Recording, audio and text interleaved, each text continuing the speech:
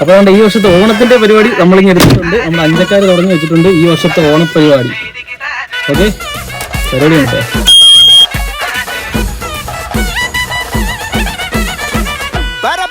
പറക്കണ പൂവേ പൂവേ പൂവേ പൂവേ കളറാവട്ടെ, ചിരി ചിരി ചിരി ചിരിക്കണ ചുണ്ടേ ചുണ്ടേ ചുണ്ടേ ചുണ്ടേ പവറാവട്ടെ.